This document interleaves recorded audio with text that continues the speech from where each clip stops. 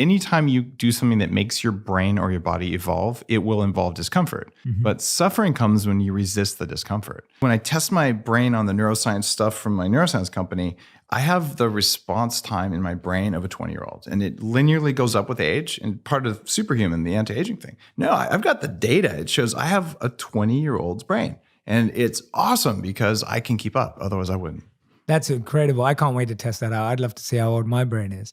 Whose brain has fascinated you the most that you've tested? Whose brain is... Well, I mean, a lot of times there's confidentiality. This is 40 years of Zen. It doesn't have to tell me who it is. Got it. Yeah, don't tell me who it is. Okay, so this is a Neuroscience Institute 5-day intensive program in Seattle, custom hardware, software, all this clinical grade stuff to see what's going on in there, and then to performance tune it like a race car for your brain. And I mean, we've had some of the spiritual leaders from South America come through. One of the guys really fascinating. Actually, he's public about this. Dr. Barry Morguelan. He's one of 12 living grandmasters of Lao Tzu's oral heritage. Wow. And he's spoken at the Bulletproof Conference, and just a good friend, been on the show a couple times. So this guy is Dr. Strange. Literally, he went to the monastery. They interviewed him before they wrote Dr. Strange, and he just has these abilities. It works with Tony Robbins and works with me before I go on stage and things like that. And some presidents of countries kind of guy. So you look at his brainwaves, and you're like, this is not a normal human being. And some guys like him, if he turns it up all the way, he'll fuzz out the gear. Literally, you're looking at brainwaves and all that stuff, and all of a sudden you can't get a clean signal. Yeah. And this is something intrinsic in our biology. You talk about real superhumans. You look at the people who are way outliers, those are where the most interesting thing happens, because how do we take you and me and how do we turn up our abilities to do that? Because we all have that in us. And that was one of the reasons I wanted to write this book. It might take a few decades. So you're going to need more decades, or you might cheat. That's what I'm doing on the neuroscience front. I love that. Yeah, no, I'm excited to share because when my books come out, I've got a ton of research on the minds of monks. So I know we have a lot of similarities there, and I'm fascinated by how monks' meditations can switch, like you're saying, on and off like a switch, just from compassion to empathy to focus to discipline without even a second of warm up. And we've been studying this for 30, 40 years, but traditional neuroscience is all about seizures and surgery and things like that. But now in the neurofeedback category, we know what's a carrier wave. We know what's happening down at delta. We know what's happening at alpha in a meditator versus a monk. And the reason that my program is 40 years of Zen is it's meant to replace 40 years of daily practice of meditation, because hurry, meditate faster. There's nothing wrong with that. That's incredible. And have you how have you seen the results compare? It's ridiculous. What you end up with, if you were to spend all that time studying, and I've been to Tibet to learn meditation from the masters. In fact, I first had yak butter tea, which was the inspiration for Bulletproof Coffee, in Tibet when I was there to learn meditation. And I was like, wait, what? This stuff is more powerful. Something just happened with this weird mixing tea or mixing butter and things.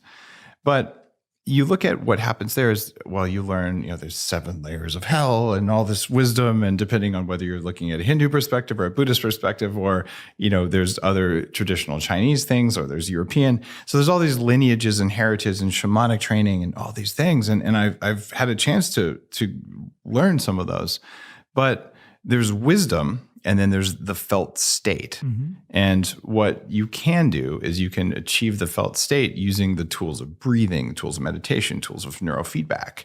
And you can be there, but without at least some guidance, you might not know where you are. You just know it feels really different, and you can kind of blow your mind open. Yeah, absolutely. Yeah, and I've noticed that. I think for a lot of people who come from non-spiritual traditions or backgrounds, a lot of this is great at also just giving them a window into the fact that this exists and is possible. And I think the felt state is a much more tangible experience for them to believe that it's not just some elusive thing, but it's real. Yeah. I didn't believe any of this. I'm a computer science, computer hacker, weighed 300 pounds, come up from a family of engineers. And anyone who would believe this is clearly stupid. That's how I was raised. Yeah. And when you feel something, whoa, there's a signal in here that might be useful. And you realize it's actually not just useful, it's hackable. And you can choose the felt state, and you can use that to sense the world around you and to connect with people and things. it was a pretty big awakening for me, but it's part of the path. And what I discovered, and the reason I went down the bulletproof path at the same time doing the 40 years of Zen, if you want to do personal development, you want to meditate, you want to improve your brain, doing it on French fries doesn't work. You have to get your biology in order, because if your cells don't make energy, it's subcellular components that drive most of your felt state. And if they're running at half power, how are you going to have enough energy to wake up, have whatever you have in the morning, take care of yourself, take care of your family, your community. Oh, and had time and energy left over to do the deep personal work to let go of a childhood thing or reach a new state of performance. No, you were too tired because your cells didn't work. So eat right and then do the meditative practice, and you'll get more results in less time. And you went through that experience too, right? Because you were 22, 300 pounds. I was 300 pounds, yeah. Yeah, exactly. Yeah. Tell us about that journey, just before we dive into all of this incredible insight. Tell us about that journey and transition of when you came to the point where you were like, there is more out there, but even before that, what I'm doing to my biology isn't good for me. Well, it's really weird. Anyone who's fat will tell you at some level they know they're fat because we have a mirror. You don't need a scale. My pants keep getting tight. What do I do here? And then you say, well, I'm going to try to do something. And trying to do something is already presupposing failure. I call it a weasel word in my books. Mm-hmm. And what you end up with is you say, all right, I'm going to do what's supposed to work. And anyone who's ever read anything says, oh, we must be meat robots. Therefore, it's calories in, calories out. So I did that. I worked out for an hour and a half a day, 6 days a week for 18 months. Was that hard at that time? Of course it was hard. And although exercise is addictive when you do it like that, you get the endorphins, you get a rush from it. So it's hard to stop exercising. And I know people are addicted. Like, I can't do anything today. I got to go exercise. That's not a healthy state, right? That means you're stuck with the endorphins, the runner's high, or whatever. And for me, I went on a low-fat, low-calorie diet. And at the end of this, I still weighed 300 pounds. I could max out the machines. It wasn't 300 pounds of muscle. I was covered in flab. I still was a 46-inch waist. I'm a 33-inch waist right now. And I looked around and said, maybe it's because I'm eating too much lettuce. That was my math. Right? It's because I'm not trying hard enough. Else, yeah. And seriously, all my friends are eating double Western bacon cheeseburgers, and I'm eating this salad with no chicken and no dressing. And I'm hungry, just so hungry. And I'm just putting all my willpower into this. And I don't care if I'm sick. I don't care if I have final exams. I'm going to go to the gym. And just the sense of failure, but it became a self-worth problem. And then I said, one day, I'm actually doing all this and I'm not getting the results. It must be what I'm doing doesn't work. And then you start digging in the research, and I started trying all the different variations on diets and went really deep on the corners of the internet. And this is back in the late 90s. So people didn't even use the internet for this kind of stuff, but I'd find weird researchers and I would just test it all because I was computer science. I'm building the internet as we know it. I'm pretty sure that I'd be able to just hack this dumb meat body. And the idea of hacking is that you can take control of a system, you can manipulate it without understanding what's inside. You test inputs and outputs. So, all right, that actually works really well in biology, but it's not what medicine does. It's a different thing. It's what bodybuilders do. It's what the anti-aging community does. It's what Navy SEALs do. And heck, it's what people who own racehorses do to their racehorses. So how do we apply that to ourselves? And I said, all right, I'm going to get over this childhood. I've had arthritis in my knees since I was 14. And I found out later when I reverse engineered it all, I lived in a house that had toxic mold and I poisoned the mitochondria in my body. So I repaired that damage and I said, wait, there's always new levels, things I can do where I didn't think I'd look the way I look. I'd feel the way I feel. I'd be able to do what I do. And I can, and I'm continuously getting powerful and younger and faster. My brain works better. I just mentioned about ping pong. To see the actual data and to see the scan, I have 87th percentile hippocampal volume, the hippocampus in the brain. Look, I started out fat and sick. If I can do this, I'm pretty sure that someone who started out reasonably healthy with a normal body weight and normal biology has huge advantages. But everyone listening to this right now, you're thinking, okay, how I feel now, how I've always felt, that's pretty much normal. But you're totally wrong. That's just what you've experienced. But if you could feel 5 times better and 10 times more energy, you would never know because you never felt it. 100%. So our job is to just teach people, here's the tools to tap into it in the least possible amount of time and money, because it's there. And it feels like that's the energy, that experimentation at that stage has led to now this decision or aspiration to live to 180 years old. Like why 180 specifically? Because I'm sure there's some math behind that. I'm Sure. assuming. And why want to live longer anyway for you? No, it's at least 180. I don't want to put a cap on it. Okay, So important difference there. Great. Okay. Now, the math is really straightforward. We know we can do 120 because we've seen it. And those people, they drank, they smoked, they went through, let's see, what was happening 120 years ago? It was 1900. There's no cars. They haven't been invented yet. There's no microwaves. World War I, World War II haven't happened. Antibiotics haven't been discovered. DNA, they couldn't even spell it back then. Yeah. True. The Krebs cycle for mitochondria. We didn't know much at all about how our bodies work. And they've still lived 120. Yeah. Okay. But they weren't exposed to as much trauma as we are. Oh, no, they had weren't more exposed trauma than we did. exposure. They had more trauma literally in the world, Yeah. but not necessarily exposure on a daily basis. Do you know the odds of having one of your siblings die 120 years ago? The reason you had 5 or 6 kids is because a couple of them weren't going to make it. Okay? Like a redundant array of inexpensive kids, they invented it back then. In fact, we invented that in society back then. So people grew up with their family members dying. You didn't know if anyone would come home. You couldn't call them on their cell phone. Someone gets on a boat, they don't come back. Maybe you'll get a letter 3 months later. People disappeared all the time. It was a pretty shitty time. Oh, we didn't even talk about polio. We didn't talk about all the diseases that just wipe people out that generally don't get us anymore. You go to the doctor, they're going to cut your arm off with a rusty saw. Like, this is the state of people who live to 120 now. Now, I'm just going to have to say it. How old are you? I'm 32. 32. All right. So let's think what it's going to be like 120 years from now, given that we can rely on the internet, we can look at PubMed. I couldn't write these books. Each of the books, the Superhuman book, would have been a lifetime of research in a library using microfiche and card catalogs and all this crap. But the fact that I can pull together this information and I have the weird brain that synthesizes it and I can talk to these experts, all of this is enabled by technology in the last 20 years. Do you think that we can't add 50% to the maximum human lifespan over the next 150 for you 148 years? Like, put on your future hat and realize exponential rates of growth. You have a very good chance of living way, way, way beyond 180 if there's still soil on the planet, if a comet doesn't hit us, right? And if essentially we take care of the world enough. So that's the big one. That's the big one. Taking care of the world enough. But here's the other reason that we need more highly energetic old people.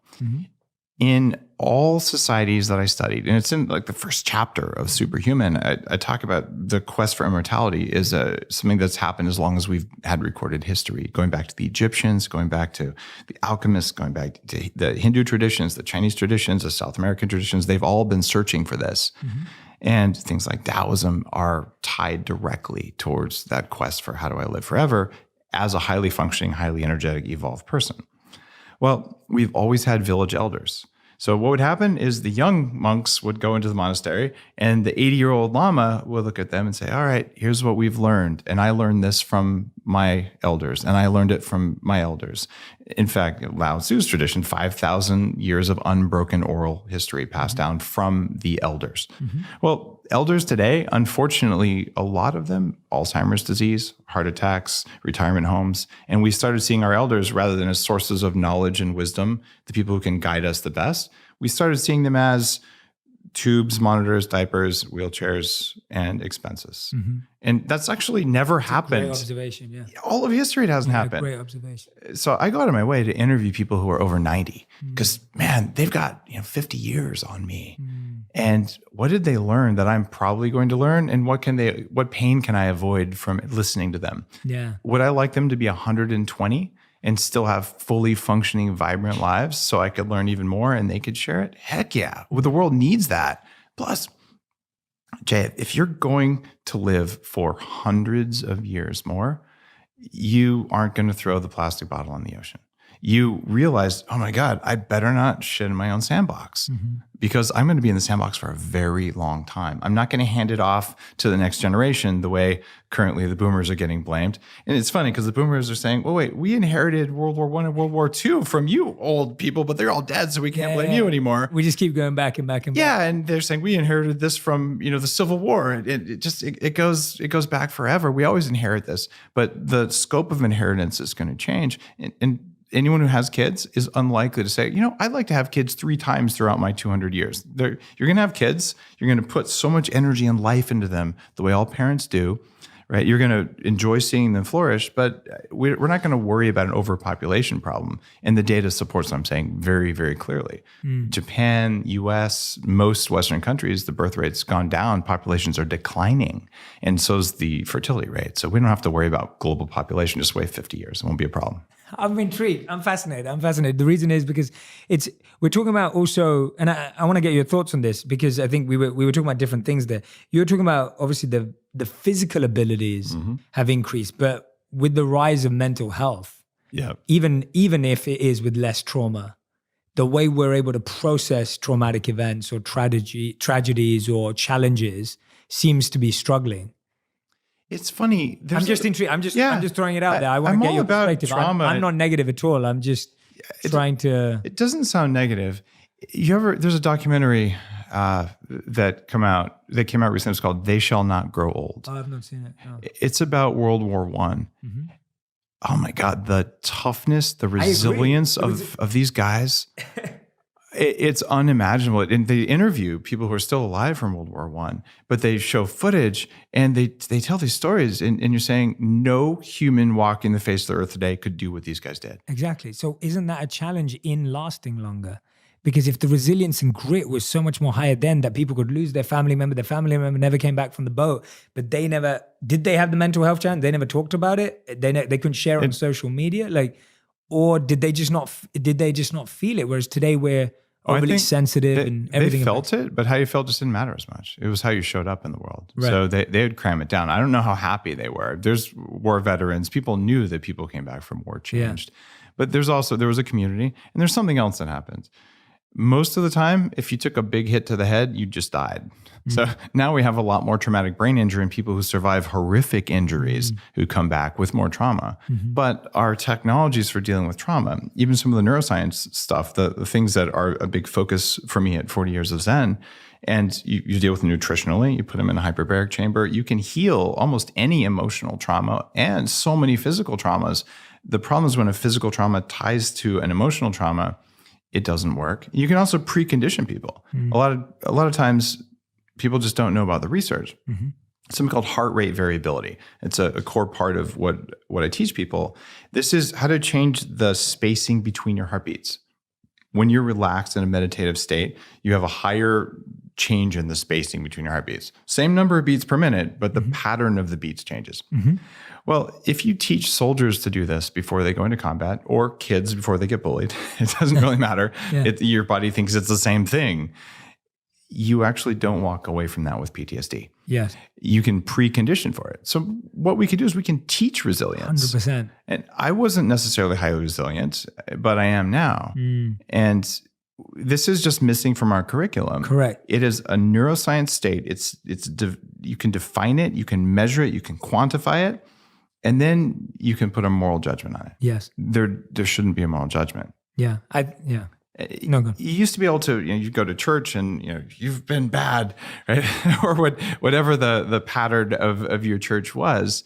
But people now are abandoning religion. Religion provided some of that, the prayer before your meal. You don't have to pray to a specific deity that someone told you had to, but you can provide a sense of gratitude, which is the real nugget there.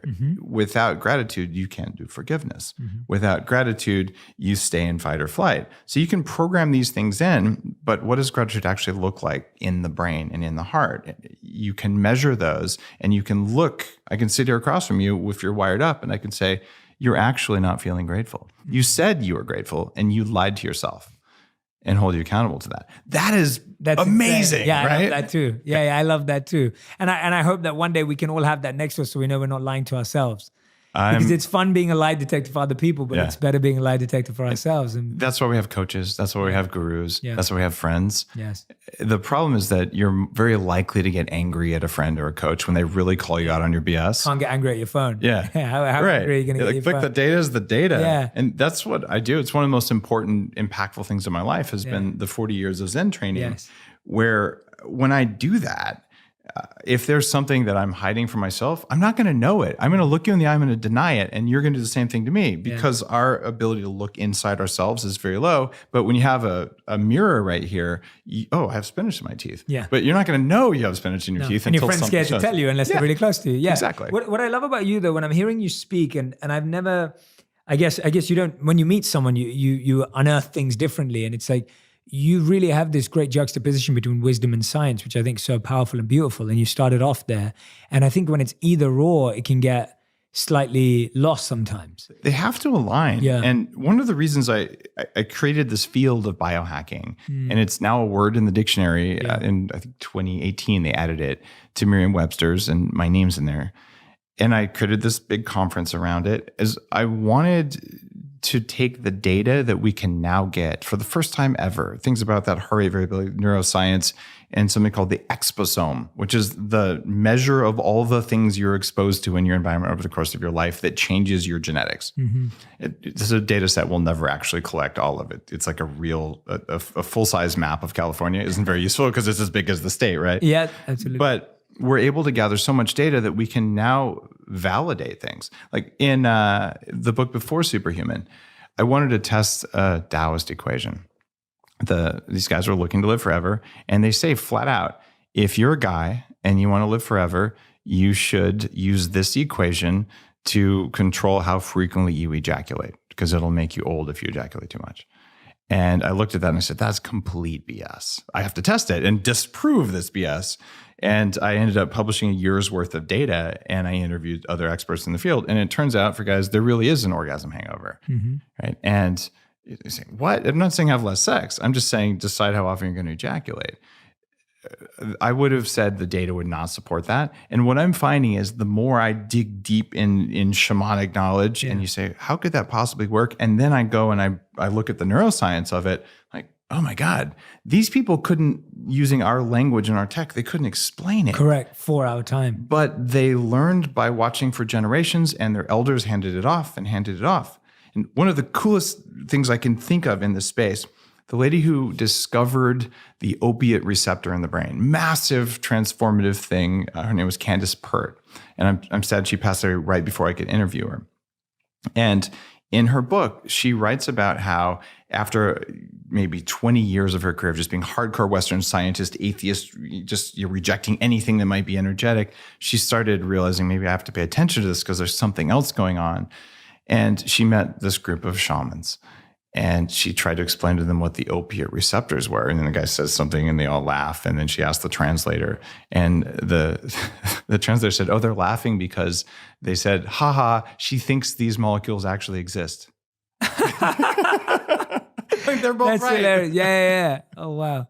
It's crazy. Talking about that, tell me about so you did $120,000 stem cell makeover. Oh, the stem cell makeover. Yeah. That was with Dr. Harry Adelson in Park City. Break down what that is and why you did Okay. it so that people understand a bit more about it. And I write about the details of stem cells and what's happening now and what you can get for $5,000 versus, in this case, $120,000 is at the very high end of what's possible. It's the most intensive stem cell procedure that you can do right now. What I did is I laid down, they put you under a sedation, but not full anesthesia. And they pull bone marrow and people go, oh, it's so painful. I had it done when I was unsedated. It's not that big of a deal. It just feels really odd. I even Facebooked it. Of a Facebook Live video. Did you Facebook Live this? Oh, yeah. I couldn't do this procedure because I was unconscious, but the one before that that I did just to see what the components would be. And I've done stem cells, a variety of times, different technologies that are out here. And they pull the bone marrow, they pull your own fat. They can get the stem cells out of it. And then they go through, and depending on which part of the body, starting at the toes, every joint, they inject stem cells into the joints so the joints will stay young. I'm going to be around for hundreds of years. So I would like to be walking around under my own power. I've had 3 knee surgeries before I was 23. And so I want my knee to be highly functional forever. I don't want to be in a cane when I'm old. And then Johns Hopkins neurosurgeon who's been on my show, Marcella, she flies out for it and she threads a cannula inside the spine. So they drip my own stem cells inside my spine and they are attracted to areas that are inflamed and they turn off inflammation and turn on growth. Wow. So they inject every vertebra. They do the face, hair, male reproductive organs. And I Facebook Live that when they did it another time too. That was funny without showing anything you can't unsee. And you wake up 4 hours later, sort of going, what just happened? But the regrowth and the rejuvenation happens 6-9 months later as the tissues themselves turn over and you get younger.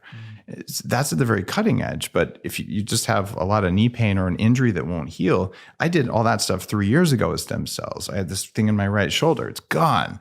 All these things throughout my body that you accumulate over time. When we're young, I'll go mountain biking. Sure. I'll play soccer. And even though there's a piece of bone fragment sticking out my thigh, just one more. Absolutely. Yeah. And you pay for it later and then you can reverse it. And that's what I did.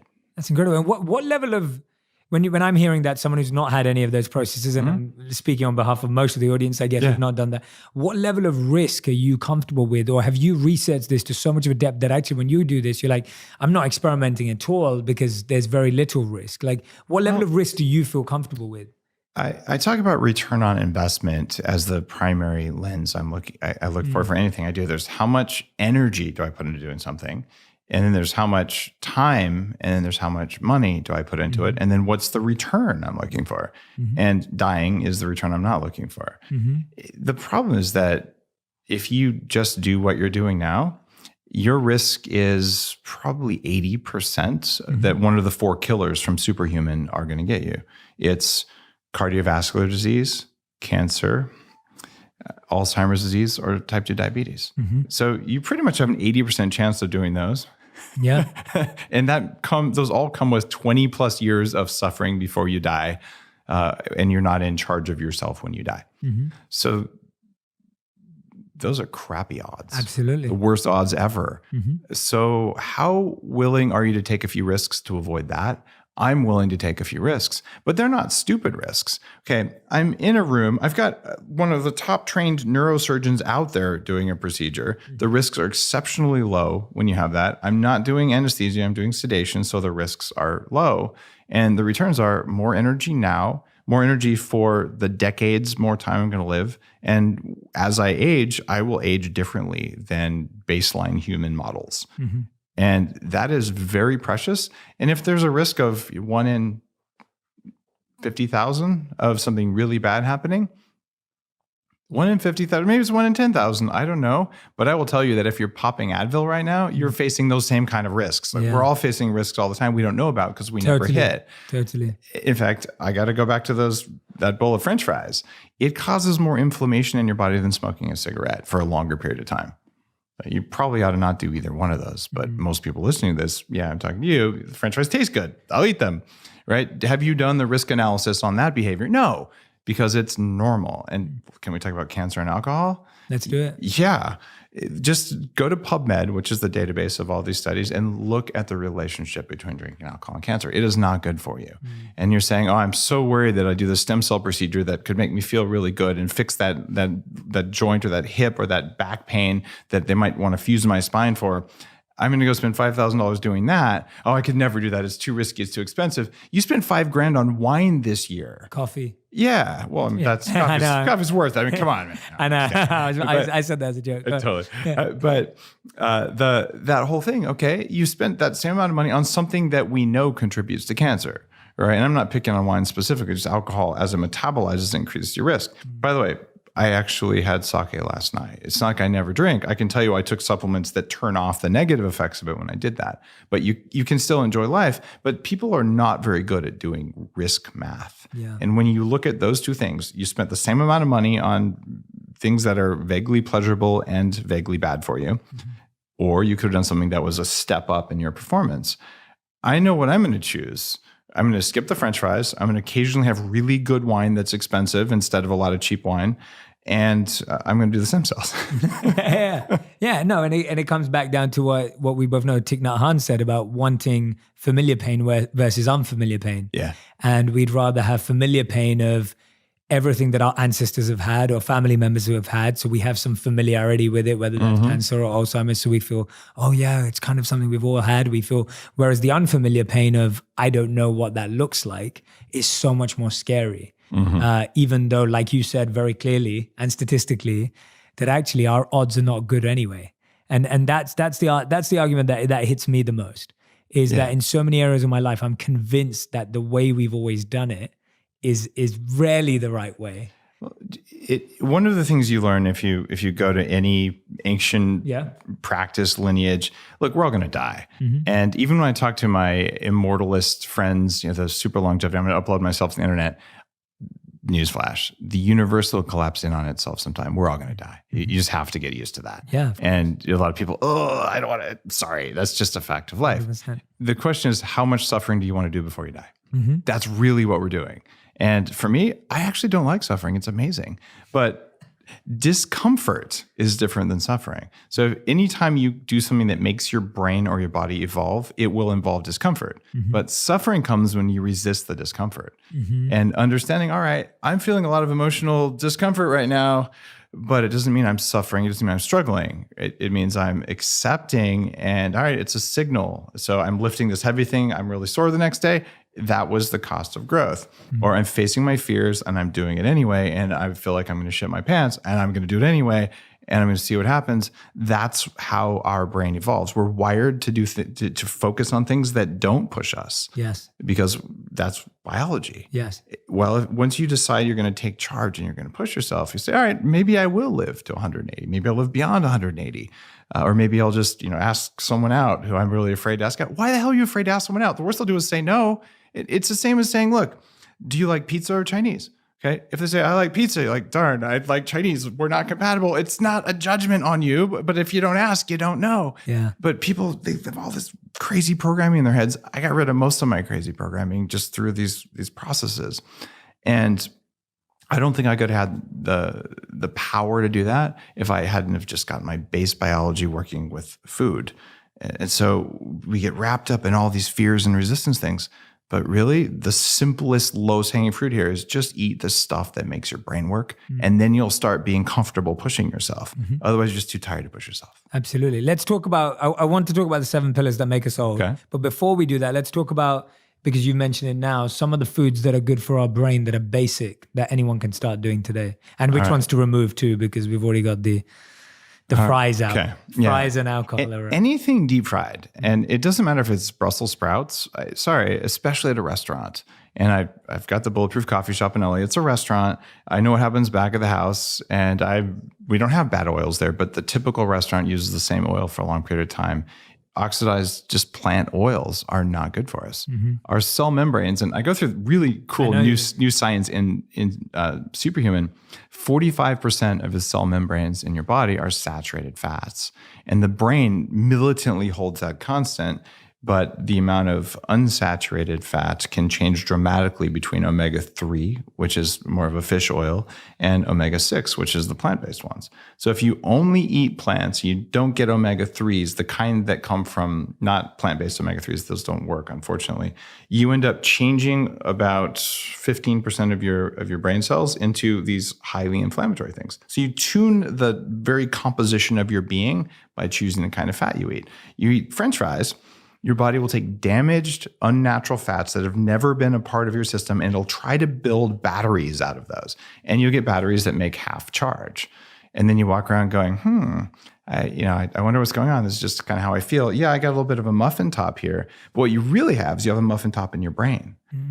So the inflammation happens there. So a big part of what I do is I'm eating at least half my calories from fat, and usually 70%. But I'm very careful. The fats I eat are undamaged. I eat a moderate amount of plant-based fats. I don't eat omega-6 fats much at all. You're still going to get a lot of them because they're out there. But I'm careful to get fish oil, which is really, really good for you. You can do it by eating fish. If you're going to eat fish, you want to take something that binds mercury in the fish. And I make supplements that have specific kinds of oils that go into the brain. But the really good fats that come from plants, macadamia nuts, avocados, and coconut oil is one of those things where you say, all right, it's good for you. It is to a certain extent. Every kind of fat, including coconut oil, it's a whole bunch of different types of fats mixed together, different lengths of chains of fats. And people have heard MCT oils, because I'm the guy who put MCT oils on the map, right? It turns out that 52% of coconut oil is MCT oils. So then an unscrupulous marketer will say, yeah, I'm selling MCT oils. Bad news. About 40% of the fat, and that's 90% of the MCT oil in coconut oil, it's legal to call it an MCT oil, but it doesn't have the special powers for turning on your brain and mitochondria.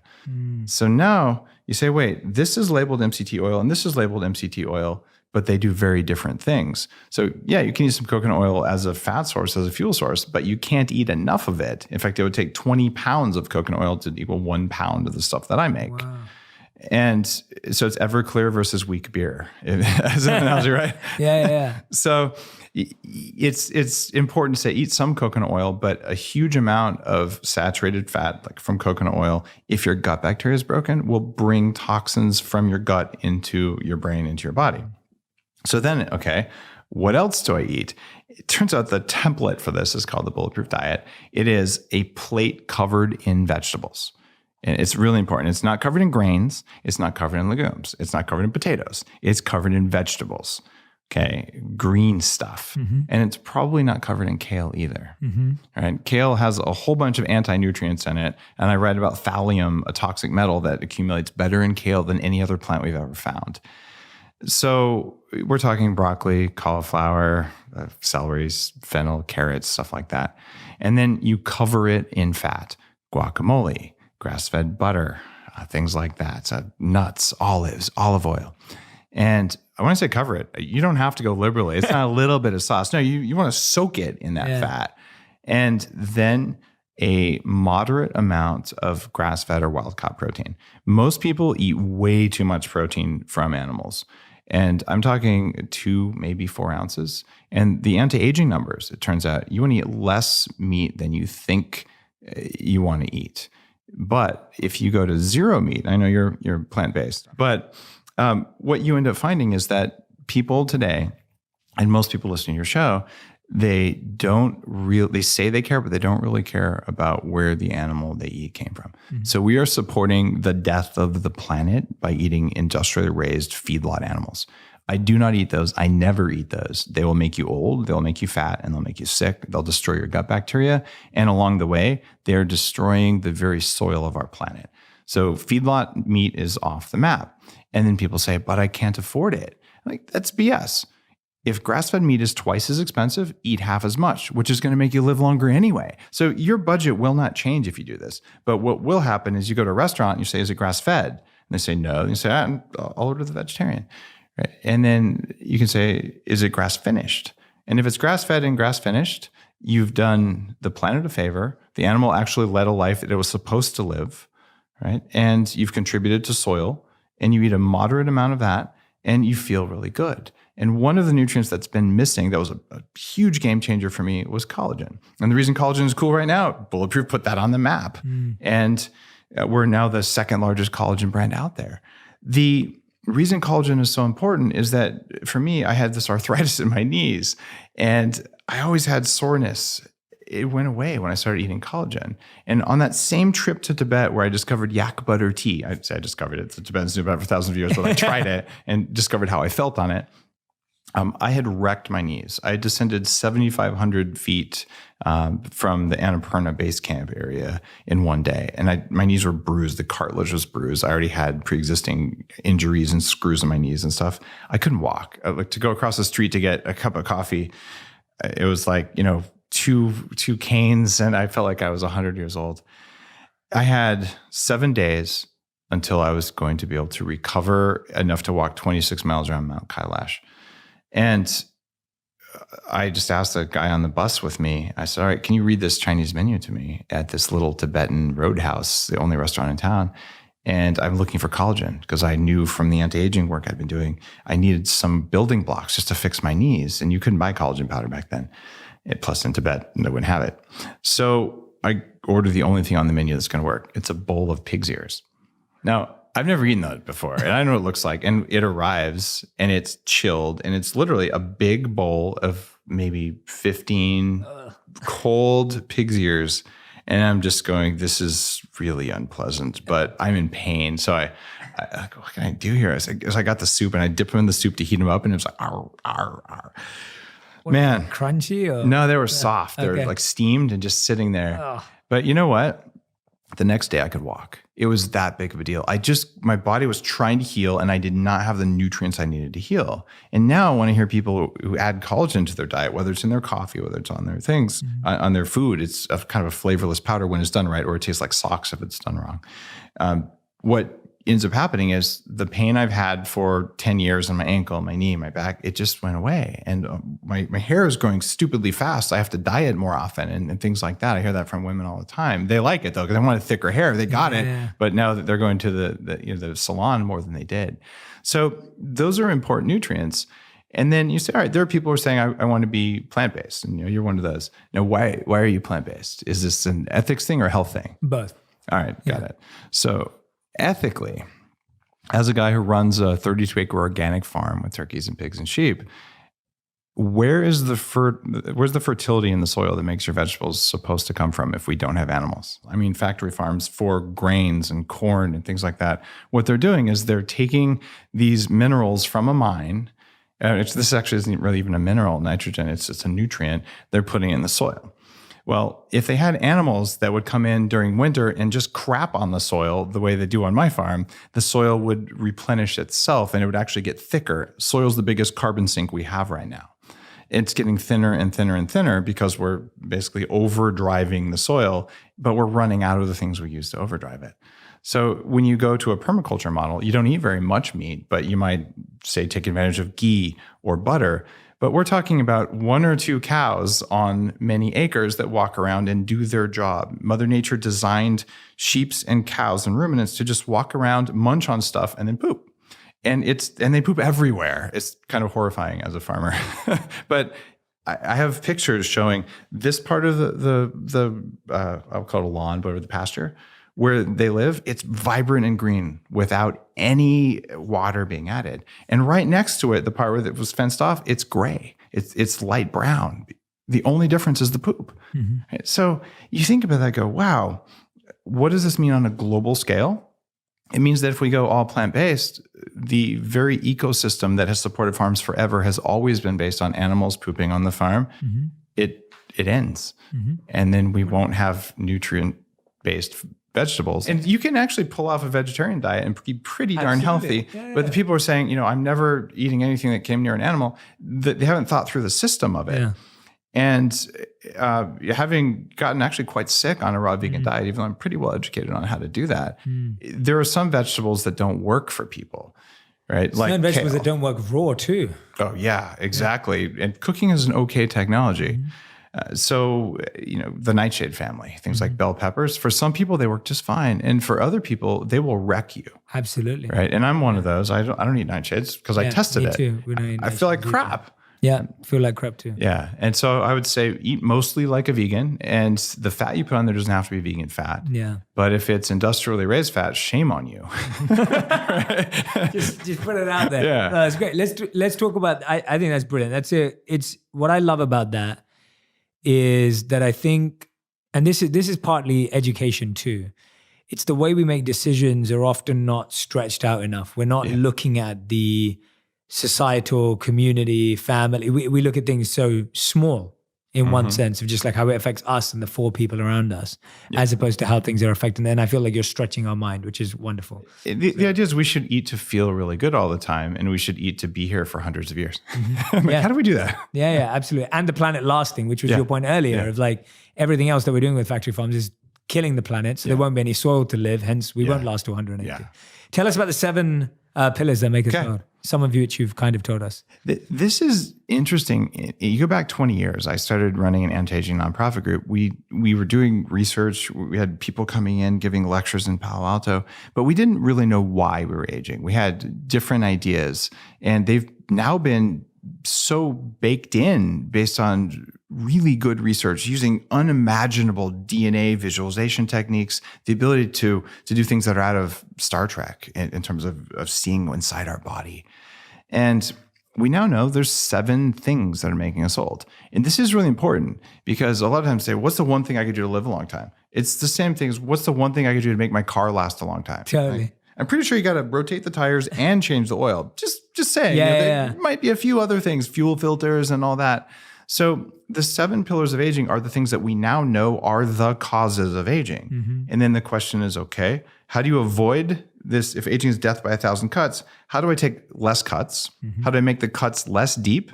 And then how do I heal them like Wolverine instead of just slapping a Band-Aid on? And if you do that, that's the roadmap to living to 180 and feeling good along the way. So let's look at what the 7 pillars of aging are. Okay. And one of the first ones is telomeres. And people have oftentimes heard about this. There's all kinds of tests you can order online that measure blood telomeres, which don't really reflect tissue levels that well. But what we do know is every time a cell divides, it basically takes one off a little string of counters. And eventually you reach what's called the Hayflick limit. A cell can't divide any more times because its little counter got cut down. Well, all you got to do is find the enzyme telomerase that lets you lengthen that.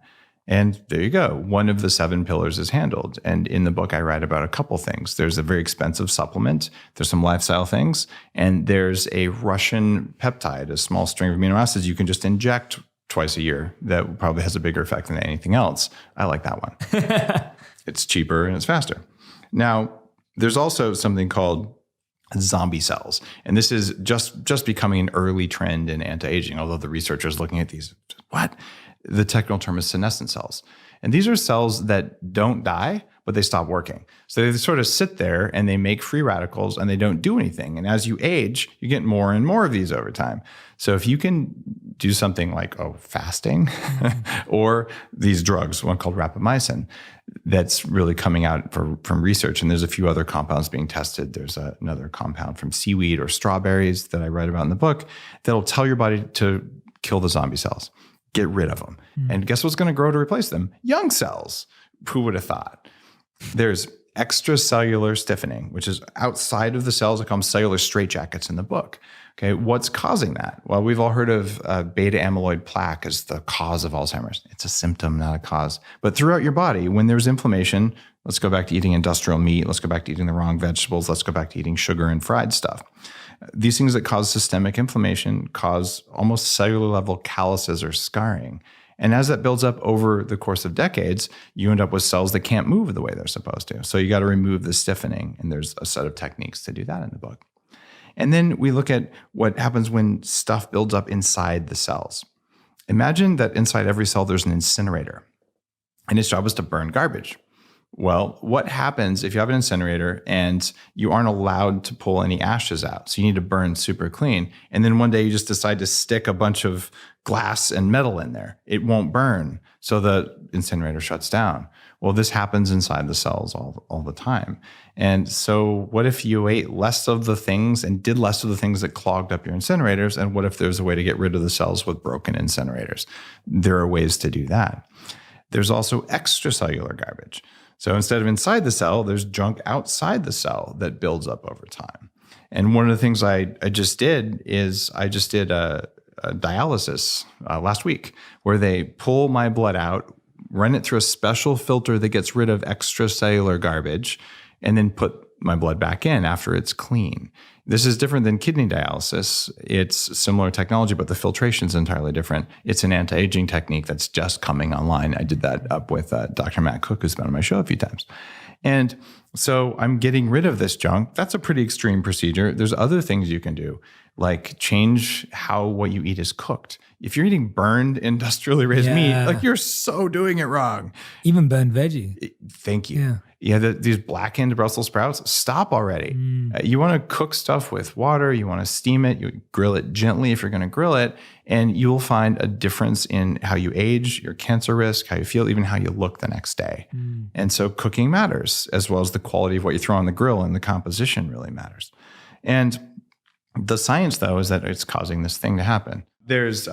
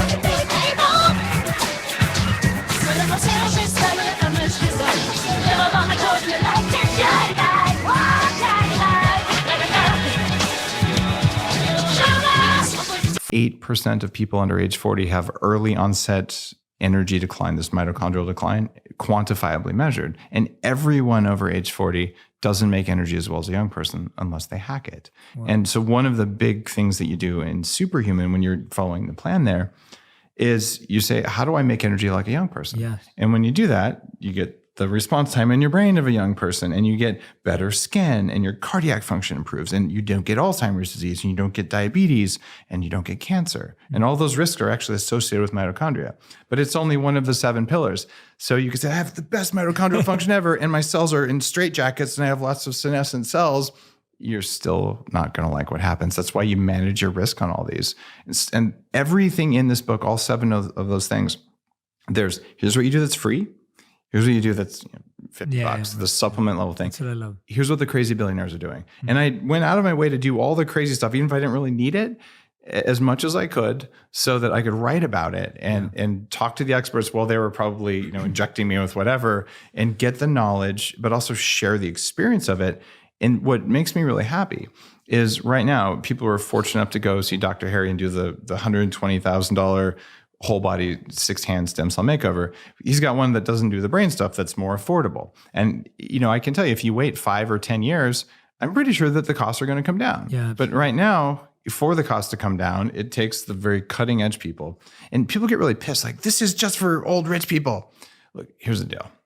Cell phones, when they first came out 30 years ago, when you were 2 years old, okay, you probably don't remember this because you were 2, but you'd see the Mercedes 300, the entire trunk was the cell phone transmitter. And this guy had this big old brick on his head, and he's driving down the freeway in LA talking on the phone, and all the other people in the cars, who does that asshole think he is? Oh my God, these stupid rich people on their cell phones. Okay, these are the same people, playing Tetris on their phone or whatever. Yeah. But what happened is demand comes first. Everything is stupidly expensive because it's the cutting edge of innovation. The fastest computers. Like when I was 8 years old, I had a computer that cost $5,000. It was a hand-me-down from my dad because he worked in the industry. It was before Windows was invented, before DOS was invented.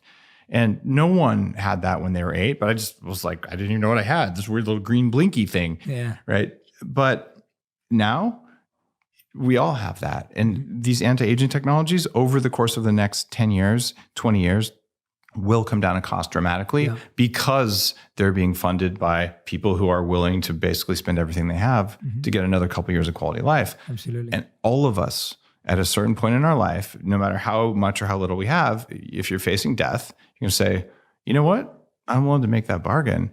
And what I want for everyone listening to the show to benefit from when a few wealthy people do that right now. And it is good for the world. It's good for everyone. And the costs will drop just like computer processors drop. Yeah. Right.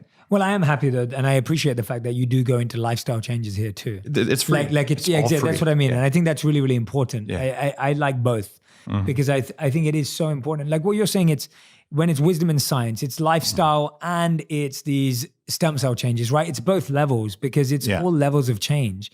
Because if we're not changing our mindset, we're not going to change our behavior. And if we're not changing our biological behavior, we can't change our psychological effects. So I like to hope that someday we're going to have such good and affordable technology that all of us can be, I went on the cheesecake diet for a year and, I went on a huge series of inappropriate dates and I picked up all these weird diseases and I've got this huge tumor. I'm just going to go into the doctor and for $5, I'm going to hit reset and I'm going to come out as a 17-year-old again. Okay, maybe this will happen. I kind of don't think so, but I would like to think that our technologies are good enough that you could be that stupid. Yeah. I also would Do you think it'll make us a bit too reckless? There is data that shows that we adjust our risk. So when seatbelts came out, people started driving faster. Yes, exactly. That's what I mean. Yeah. But you know what? It's okay that there's risk in life. Who wants to live in a risk-free world? Risk, not reckless. Yeah. So what I think will happen though is when you realize, you know what? If I make a mistake like that, I can recover from it. I'm more likely to do something. But how good of a world is that? You mean I could possibly do something that's more fun, more exciting, more risky, or more worthy? Right. And if I come near dying, I know I'm going to be okay. That's profound versus right now, I'm too afraid because I might die. I want to create that world without fear, but a world that still has risk. Yeah. Right? And I get that's that, necessary. Yeah. And I vibe with that. The part where I always, and I guess this is always a small percentage of people, but it's the part that it's like, how much can you risk without hurting anyone else? Yeah. I think that's where pain to me is interesting because it's like, I'm like that. I'm like, I want to, live to extremes and limits and test the barriers, but never at the cost of hurting other people. And I wonder whether when you can reset, there's that risk of like, oh, well, they can reset too, and we all know that people, just as people age differently, they also age emotionally differently. They also deal with trauma differently. They also deal with tragedy differently. So it's funny. People over 50 surprisingly show more happiness. And I've studied happiness, I've given big lectures on it and wrote about it in Game Changers. They actually show they've actually had enough time to deal with their shit. Yeah. Right. And this is the horrible tragedy of being human. If you have children before you're 25, especially as a woman, your lifelong risk of every kind of cancer goes down, your health will improve, your odds of living longer go up. It's actually really good for you. The problem is that for 25-year-olds to have kids, you haven't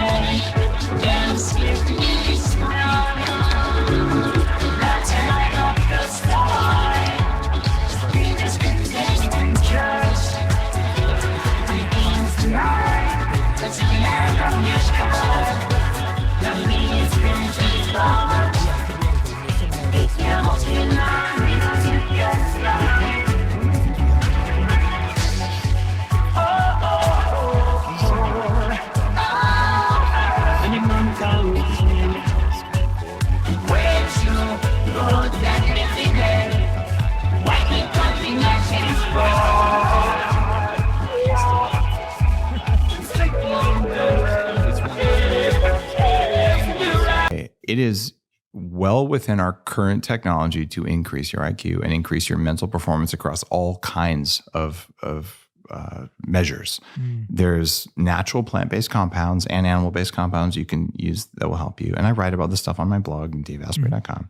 There's pharmaceuticals that are proven to work, and every month or so, you'll see some big article saying, experts say these can't work. Like experts who didn't read the goddamn research because I put it in my book, and there's 5 studies that show that you can type 15% faster on this stuff. Like if it doesn't work, how can this be possible, right? So we know that these things work. And I don't know what's motivating the people who will look you in the face and lie to you and say that they don't work, because they do in some circumstances, and they might work for you, but they might not. And you owe it to yourself to find out if you want to do that. And then there's technologies. breathing and meditation being the two cheapest and most accessible. And then there's the neurofeedback stuff that I'm doing at 40 Years of Zen. And we didn't talk about my funky glasses. Yeah. The company's called TrueDark. It's a company I founded. And I will tell you, I have doubled my deep sleep by using the glasses I made for sleep. I couldn't buy them anywhere. Tell us about how that works. You have 5% of the cells in your eyes receive a light signal that you never see. It goes around your visual cortex into the timing system in your brain. And you can look at your body like a computer. There's quadrillion little tiny compute nodes. They're called mitochondria. And they need to work on the same clock. Because if the ones in your liver think it's daytime and the ones in your brain think it's nighttime, they don't match up. So this light comes in and it tells your brain what to do, and it spreads the signal throughout the body. Well, the glasses that I make for sleep with TrueDark, it's a patented set of frequencies. These are all of them. It's not just blue blocking. That's not enough. Blue blocking is too much during the day and not enough at night. These are the ones that keep you awake. So you wear these glasses. I can fly to New York. I got no jet lag at all. It eliminated jet lag from my life. And I get more sleep now in 6 hours, more quality sleep than the average 20-year-old gets in 8 hours of sleep. And I published the actual numbers in here in Superhuman how to do it. So who would have thought the color of light is a variable that matters? Only by measuring, seeing what works, and understanding the fundamental wiring of our body can you create something like that. So for me, I'm wearing these glasses now. These are called the TrueDark Daywalkers. And what these are doing is they're blocking some blue light, which means my brain works better all day because a lot of the interior lighting we have today creates brain stress. So by the 5 o'clock, you want sugar and you're tired. Yeah. I don't like that. I don't do that anymore. So Absolutely. I'm willing to walk around looking like a rock star. And tell us, and tell us what sugar does, because oh man, I mean, you talked about fried food, but sugar sugar's bad news. You eat it and it creates something called advanced glycation end products. Guess what clogs up those incinerators in the cells? It's advanced glycation end products. So you're basically browning the tissues in your body. You're increasing your risk of almost every disease, especially cancer and especially cardiovascular. And half of what's in sugar is fructose, and half is another kind of sugar, sucrose. Actually, glucose. Sucrose is glucose plus fructose. But anyway, fructose is what causes non-alcoholic fatty liver disease. So if we were to look at everyone's liver in the room right now, there's a pretty good chance that there's some fatty liver going on. Mm-hmm. And if you're on an exclusively plant-based diet that doesn't have any saturated fat from animals, your risk actually goes up a little bit. But so you look at non-alcoholic fatty liver disease, it's caused by sugar. Mm-hmm. So if you don't eat sugar, it doesn't work. And what's interesting, you see this little weird puck shape on my arm right here? Yeah. I have a continuous glucose monitor on right now. Okay. So if I sleep I can that much. And we'll see if my shirt's loose enough. It is. So now you're just showing off your muscle. Yeah, right. Yeah. So the thing, it's it's got your face on it. Yeah, I did that. It was a joke. So it didn't have to have my face on it. But this comes on every 14 days. I put it on the other arm. And you can wave your phone or a little device over it, and it'll actually tell you what your blood sugar is. Oh, I love that. So and you created this? No, this is just something type 1 diabetics have used these for a while. It's okay. But it's now I want to know what sugar does to me. So I have this little device, and I can wave it over this, and say it's at 5.2. That's Canadian or European units. So it's around 100. Okay. And it's middle of the day. And the line's perfectly flat. So I can tell you, I didn't eat something that caused a blood sugar spike. Mm-hmm. The odds are that if after your next meal, if you had one of these on, we did it, you're going to see your blood sugar go up to 140, 150, if it's a typical vegan meal. Mm-hmm. Now, if you were to say, I'm not a typical vegan, I'm eating a plate of green vegetables and I'm not putting grains on it. Mm-hmm. I'm not putting a lot of legumes, maybe a little bit. And I'm putting a ton of olives and avocados and seeds and all that stuff. Kind of how we eat, yeah. Good deal. If you're doing that. My wife is the expert, not me. You'll see if it works, because if your blood sugar spikes, bad news, man. It's not working. Cool. So I've been able to tune what is fasting doing and all that. That's so cool. It's data-based. And now I know what does low blood sugar feel like. I don't get it very often, but when I get it, I know why. And I can also show you, if you get crappy sleep, you will have no ability to control your blood sugar. If you have emotional stress in your life, you eat the same food and your blood sugar's all over. It's crazy. Yeah. So that's the latest hack I'm working on. Absolutely. And I love what you just said there, because we know that when we're stressed, we turn to sugars, we turn to carbs, we turn to fats. Like that's what we do. What do you do when you're stressed? When I'm stressed, mostly I meditate on the blood of my enemies. Sorry. What do you actually do? I'll usually, it depends on like the type of stress. It's usually breathing or meditation. Okay. So that's what you do. Yeah. There's no other. There's some energetic stuff that I've picked it up, done all sorts of interesting training in other countries. There's usually some things I can do there. And there's this amazing thing you can do. It's called, you call a friend. If that's what we call a therapist.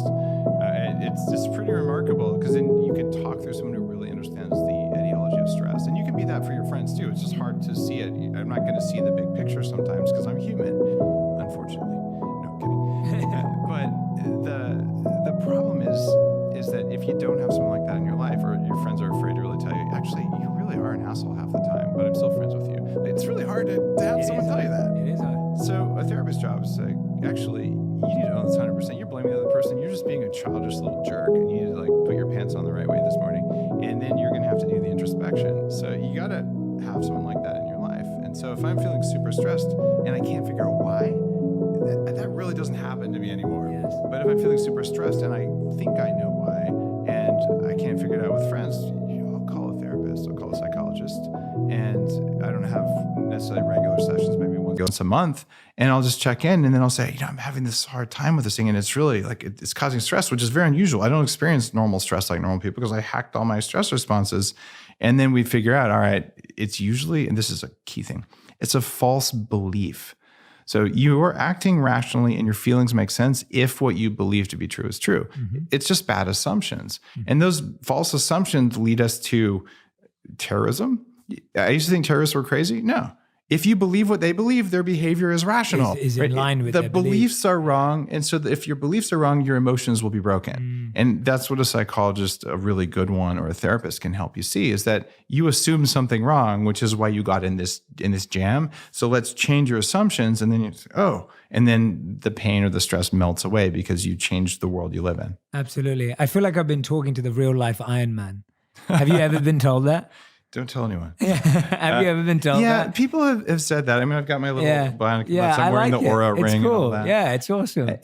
I want to feel good all the time. I know. I love. Yeah. I was blessed with feeling like I was old, and literally, I had the diseases of aging before I was 30. High risk of stroke and heart attack, pre-diabetes, arthritis, all that crap. I don't want to go back to that. Like I know what it's like. Absolutely. I'm not going to get old the way people expect because it just sucks too much. Absolutely.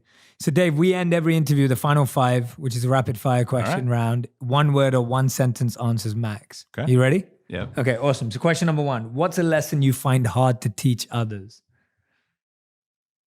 How to stop being vegan. It's not hard. It's not hard. Sorry, I just had to say Tell us something that genuinely is hard. Well, maybe if it is hard. that actually is a really hard lesson. It's hard, yeah. A lesson that it's hard to teach others is that there are layers of abilities and powers and energies that they have that they've never seen. It's just hard to believe. Absolutely. Okay, second question. What's one thing you were once certain of that you recently changed your mind on? I was once certain that the less you could sleep, the better, because sleep is such a big waste of time. Oh yeah, God, I used to have that one too.